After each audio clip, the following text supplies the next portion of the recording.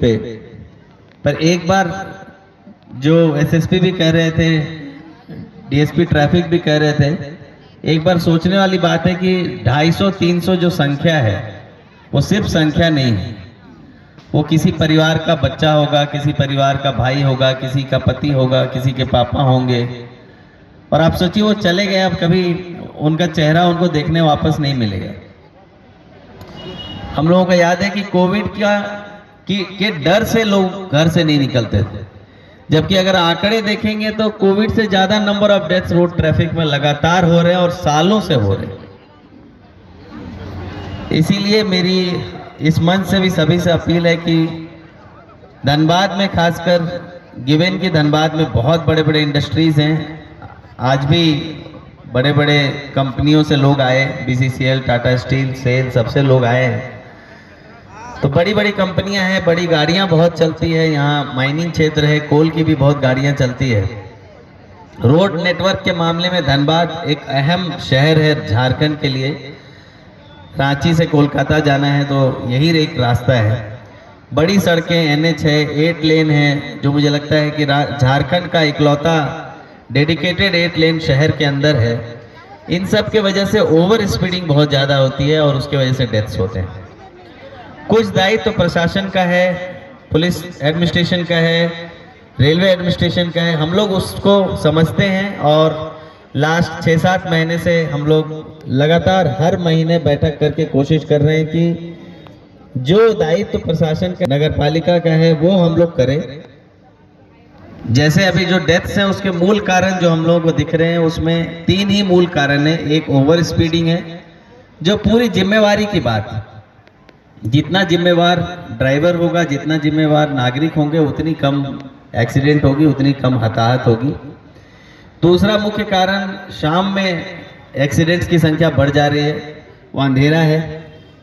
उसके लिए मैं नगर निगम से भी बात हो रखी है कि अब इस शहरी क्षेत्र में जितने ट्रैफिक लाइट्स लगे हैं उन सब में सुधार होना है।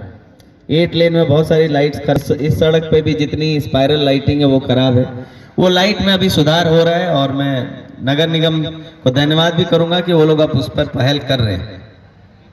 और तीसरा जो मुख्य कारण है, ड्रिंक एंड ड्राइव और रेकलेस ड्राइविंग, ट्रैफिक नियमों का उल्लंघन करना, बिना हेलमेट के चलाना। तो इस पे भी एक कड़ी चुनौती हम सबके लिए है। उस पर फाइन करने का जो काम है वो एक काम है, पर वो फाइन को कभी भी ऐसे नहीं देखना चाहिए कि हमसे पैसा ले रहा है, हमको तंग कर रहा है। उसको ऐसे देखना चाहिए कि वो फाइन जो कलेक्शन हो रहा है वो प्योर गवर्नमेंट अकाउंट में जाना है। उससे कोई ये नहीं है कि हमको कुछ उसमें किसी पदाधिकारी को, किसी को रोक के घंटों खड़ा करके कुछ बहुत मजा नहीं आता, उसमें पदाधिकारी भी खड़ा रहता है। बट एक बात समझने वाली है कि उनको ये जिम्मेवारी दी गई है कि आपको इस बात की आदत डलाए।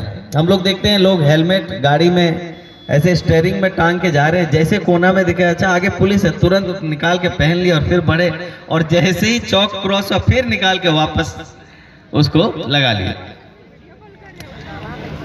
और ये आदत देख के ही हम लोग नोटिस करते हैं कि जहां जहां ट्रैफिक का जांच रहेगा उससे 100 मीटर पहले हेलमेट वाला सब दुकान लेके बैठ जाता है, जानता है यहीं पर बिकेगा बढ़िया।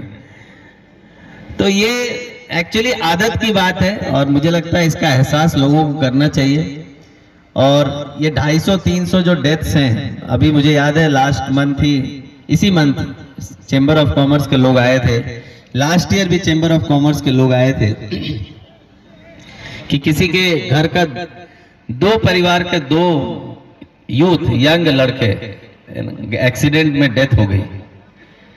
अब आप समझिए उस परिवार में उनका एक ही लड़का था, वो परिवार कितना दुखी, अभी लाइफ लॉन्ग उनको वो दिन जो है वो भयावह दिन लाइफ लॉन्ग छोड़िए हर पल उनको याद दिलाएगा कि उनके घर में ऐसी घटना हो गई। तो ये ट्रैफिक नियमों का पालन को लेके जो बातचीत हम लोग किए हैं उस पर अमल करें। और दूसरा, आज नेशनल वोटर्स डे भी है, उसकी शपथ भी हम लोग लेंगे।